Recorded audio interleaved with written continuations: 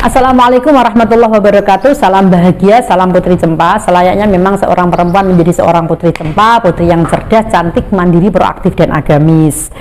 Sahabat Putri Cempa dimanapun berada, kita sering melihat di sekeliling kita ada anak yang tidak terlalu beruntung karena sejak kecil salah satu dari orang tuanya sudah meninggal atau disebut anak yatim, ya kan? Anak yatim, definisi anak yatim itu kan anak yang usianya belum balik dan orang tuanya atau ayahnya sudah meninggal. Tapi di beberapa lingkungan kadang-kadang ketika ibunya yang meninggal pun masyarakat memperlakukan anak seperti halnya anak yatim, meskipun sebetulnya yang dinamakan anak yatim itu apabila yang meninggal adalah ayahnya. Tetapi meskipun ibunya yang meninggal, masyarakat juga menyikapinya, memperlakukannya selayaknya anak yatim. Nah, tentu tidak semua orang sanggup untuk merawat anak yatim. Karena apa? Kadang-kadang anak yatim itu memang dalam tanda petik agak badung, agak proaktif, hiperaktif kan begitu. Sebetulnya anak yatim maupun anak yang masih lengkap orang tuanya itu sama sih, tidak ada anak yang nakal, tidak ada anak yang badung, tidak ada anak yang liar gitu, nggak ada, asal kita mampu memahami kemauan dari anak-anak kita. Jadi sebuah berkah yang luar biasa apabila rumah kita dihuni, kemudian diberi kesempatan untuk bisa merawat anak yatim.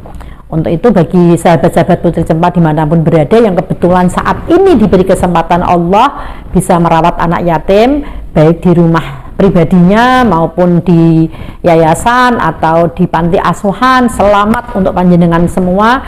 Dan itu berkah yang luar biasa, kesempatan yang istimewa yang tidak semua orang miliki. Untuk itu rasa syukur itu harus ditumbuhkan kepada diri kita ketika kita berkesempatan bisa merawat anak yatim.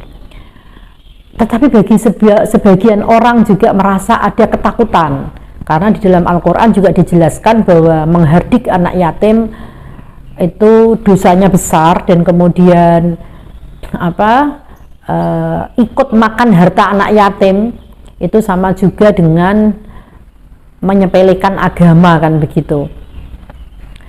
Tetapi mari kita coba mendiskusikan sebetulnya apakah benar ketika kita menghardik anak yatim itu memang kita punya kesalahan atau dosa besar yang tidak diampuni Allah. Tentu tidak, karena menghardik dengan mendidik itu beda ya. Tapi kadang-kadang dalam mendidik kita harus menghardik. Anak selamanya ada tetap anak, mereka perlu dididik, diarahkan, didampingi, ditemenin, kemudian juga diberi ruang untuk berkembang, tumbuh, mencapai masa depannya. Bahkan sebagai anak yatim pun meskipun dia sudah tidak punya orang tua, ayahnya atau ibunya meninggal, lingkungannya juga berkewajiban. Mungkin keluarga kita ada adik kita yang meninggalkan anak, itu juga kita punya kewajiban untuk merawat anak yatim tersebut. Nah, karena kita mendidik, tentu bukan nawaitunya menghardik kan begitu.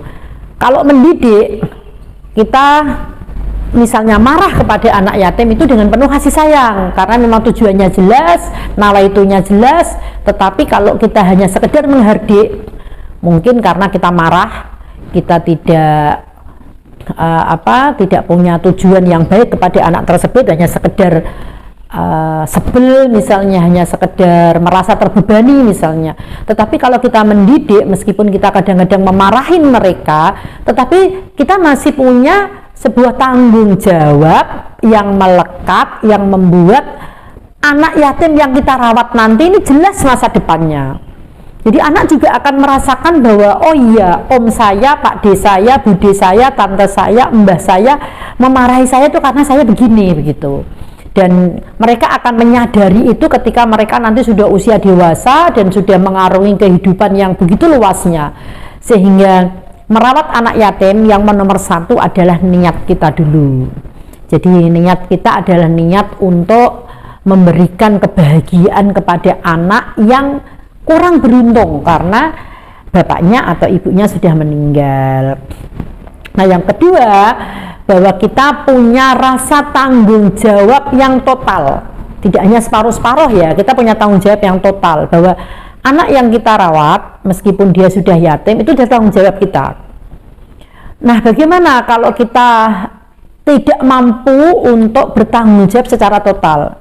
Ya, lebih baik kita tidak kemudian merawat anak itu di rumah kita, tetapi mungkin setiap bulan, setiap minggu kita menyisihkan rezeki kita untuk pendidikan mereka, untuk kebutuhan mereka, itu sudah cukup, tidak harus di rumah kita kan begitu. Tapi kalau kita mampu bertanggung jawab secara totalitas, ambil rawat di rumah kita, karena itu berkahnya luar biasa. Tapi kalau kita belum mampu, ya sudah, kita berbuat baik di panti asuhan yang terdekat, yang merawat anak yatim, kemudian kita menyisihkan rezeki kita seikhlasnya lah, karena kita tahu bahwa berapapun kepedulian kita itu mereka menerimanya dengan baik, dan itu akan hasilnya akan kita petik sendiri, itu Allah yang mengatur. Kemudian yang ketiga, jadi di samping kita punya niat baik, kita punya tanggung jawab yang totalitas, yang ketiga adalah kita mengenali karakter dari anak yang kita rawat. Kita kenali dulu, karena karakter anak tidak lepas dari background orang tuanya.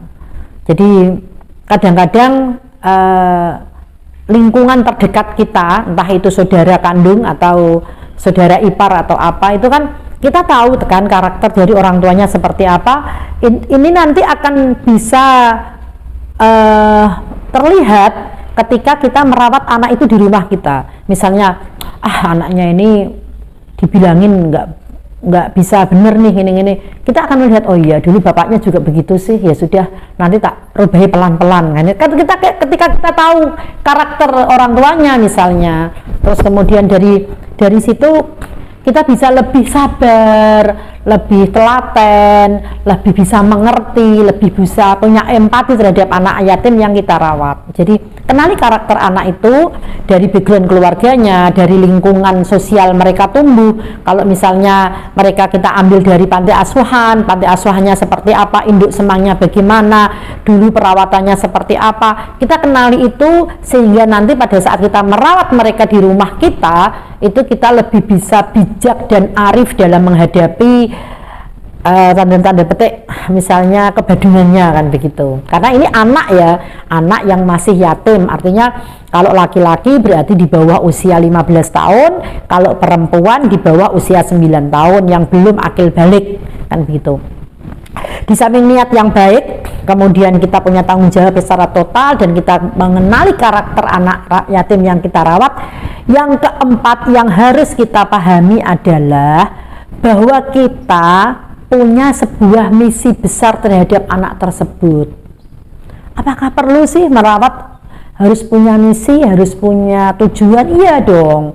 Kalau tidak seperti itu, mohon maaf, kadang-kadang ada keluarga yang merawat anak yatim setelah gede cuma jadi pesuruhnya, kemudian dijadikan pembantu, kemudian dijadikan, kan kasihan. Jangan dong. Ketika kita sudah mengenali karakter anak tersebut dan mereka punya potensi, ya kita beri jalan bahwa kita mampu untuk menghantarkan masa depannya. Apa sih passionnya, apa sih bakatnya, potensi apa yang dimilikinya, kita punya mimpi besar terhadap anak tersebut. Jadi itu dirumuskan. Kalau sekedar hanya diperlakukan, dirawat, tapi kemudian nanti dibiarin jadi pesuruh atau jadi orang yang hanya biasa-biasa saja tanpa kita sebagai orang tua asuhnya itu punya mimpi besar terhadap anak tersebut, ya kasihan. Jadi lihat potensinya dan kita punya rencana besar terhadap anak tersebut. Ini perlu supaya nanti tidak ada perdebatan antara kita dengan keluarga kita. Kadang-kadang kita punya sebuah mimpi besar, tapi ternyata suami atau istri kita tidak mendukung. Ngapain sih? Bukan anak kita kok. Atau anak-anak kita yang kandung misal, ngapain sih Bu, masa ngapain sih Bapak, dia kan bukan anak kandung Bapak. Ini perlu ada kompromi di tengah keluarga. Jadi merawat anak yatim kalau kita sudah yakin itu berkah, itu bermanfaat untuk keluarga besar selanjutnya, ya kita harus jelas apa sih misi kita merawat anak ini. Apakah hanya sekedar dirawat kemudian besar disuruh jadi pesuruh atau nanti diarahkan kemana, atau kita mampu untuk mendampingi dia meraih masa depannya dengan sebesar-besarnya. Dan yang kelima, merawat anak yatim itu yang paling penting adalah mengikat hatinya sampai selamanya itu bisa baik dengan kita. Jadi perlihatkan ketulusan dan keikhlasan kita kepada anak tersebut sehingga mereka bisa merasakan kasih sayang kita yang semestinya. Jadi caranya bagaimana? Ya, misalnya ketika malam-malam pada saat menjelang tidur dipanggil, diajak diskusi, diomongin yang baik.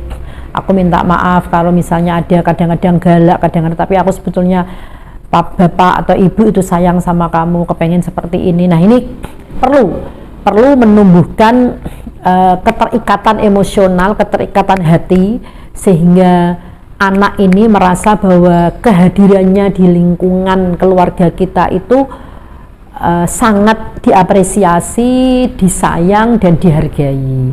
Nah, merawat anak yatim tentu tidak semua orang bisa, tapi saya yakin sahabat Putri Cempa dimanapun berada, apabila ada kesempatan itu ambil, lakukan, dan berikan yang terbaik dalam hidup Anda. Salam bahagia, salam sejahtera, salam Putri Cempa, dan semoga anak-anak yatim yang kita rawat nanti juga akan membawa kita ke surga. Amin.